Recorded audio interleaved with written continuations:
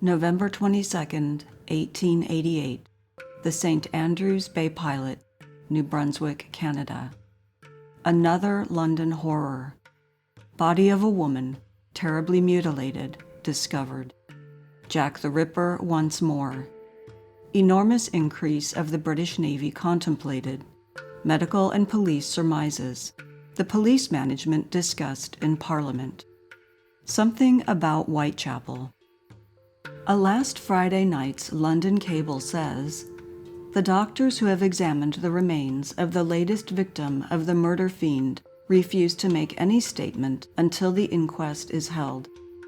3 bloodhounds belonging to private citizens were taken to the place where the body was and placed on the scent of the murderer, but they were unable to keep it for any great distance, and all hope of running the assassin down with their assistance has been abandoned. The murdered woman told a companion last evening that she was without money, and unless she obtained a supply, she would commit suicide. It has been learned that a man respectably dressed accosted the victim and offered her money.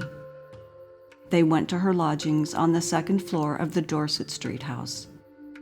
No noise was heard during the night, and nothing was known of the murder until the landlady went to the room early this morning to ask for her rent. The first thing she saw on entering the room were the woman's breasts and viscera lying on a table. Dorset Street is short and narrow, and is situated close to Mitre Square and Hanbury Street. The murder, which took place in Spitalfields, Whitechapel district on Friday morning, is undeniably a continuation of the series, which was for a while interrupted for want of opportunity or inclination. In this case, the murderer worked leisurely, as is made evident by the fact that the killing was done in a room fronting on the street, on the ground floor, and within a few yards of a temporary police station, whence officers issued hourly to patrol the district. Although the Metropolitan Police system is not yet discredited, the bloodhound theory is entirely thrown out, since the murder was not discovered until 10 o'clock in the morning, while the streets were teeming with people and traffic was going on uninterruptedly. General Sir Charles Warren was early on the scene and told a reporter that all the precaution in the world could not prevent the work of such murderers. The sole chance remaining to the police, he said, was to catch them red-handed, and their change of tactics increased the difficulty. In the open air, where the killing has been done hitherto, the chance of their apprehension was slight, but in the case of an indoor murder such as the last, the hope of arresting the perpetrator was almost barren of fruition. This latest murder will undoubtedly cause a large number of arrests on suspicion, but whether the monster will be brought to book is matter of extreme doubt, since he has left no clues not marked over by the officers investigating the previous cases. The most annoying feature of the case is that the arrest of a number of innocent persons will have to be repeated. The opinion of Archibald, Forbes, and Mr. Winslow that the assassin is a homicidal maniac is confirmed by the latest murder, and the prediction has become general that another murder will soon follow. The brutality of the mutilation to which the last body was subject surpasses all the others. In the room to which the corpse was taken, chunks of flesh and portions of viscera were strewn on the floor and table, and the stomach of one of the surgeons gave way at the spectacle. In the House of Commons last night, Mr. Conybeare asked the question whether it was true that another woman had been murdered in London. General Warren, the chief of the Metropolitan Police, he said, ought to be superseded by an officer accustomed to investigating crime. The question was greeted by cries of, "Oh, oh."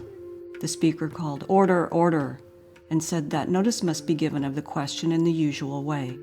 Mr. Conybeare replied, "Given private notice." The speaker, "Notice must be made in writing." Cunningham Graham then asked whether General Warren had already resigned, to which Mr. Smith, the government leader, replied, "No." At 1 o'clock in the morning, Mary Jane had been heard by a fellow lodger crooning a drunken song, perhaps to the murderer. From that hour till 10:30, when the body was discovered, is all a hideous blank. Before the post-mortem examination, a photographer was set to work in the court and house. The state of the atmosphere was unfortunately not favorable to good results.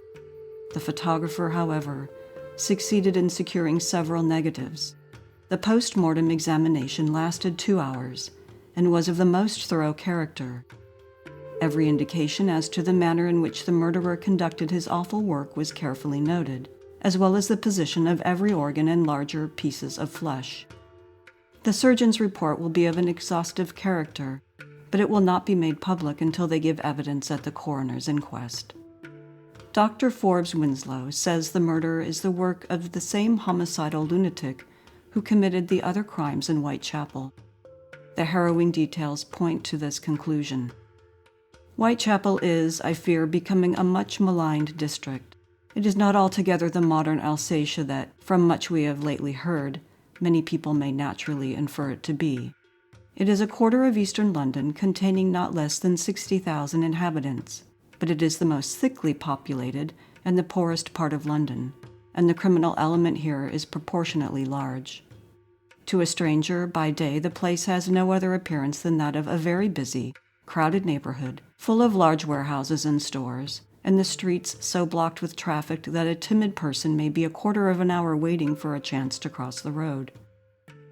Whitechapel is conterminous to the Thames and some of the large dockyards, and in addition to the stationary, has a large foreign population.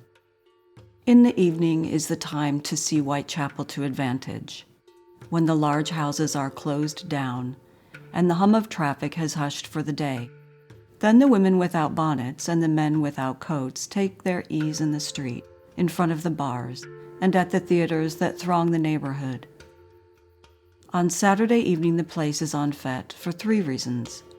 Because everyone has some money, because no one hurries home, not having to rise early in the morning, and because a large portion of the denizens are of the Hebrew persuasion, who after sunset go in for a rare high time. Here, then, is to be seen a strange mixture of rowdyism and villainy, struggling poverty and drunken destitution, half-naked impudence and flaunting vice, fine clothes and flash jewelry. Following is a graphic description of something that can be seen there by the gifted pen of George Sims, whose knowledge of London is, like the late Mr. Weller's, both extensive and peculiar. We had not been surveying the busy scene many minutes, what a scene Whitechapel Road is on Saturday night, before we heard a cry, and instantly there was a rush towards a gateway.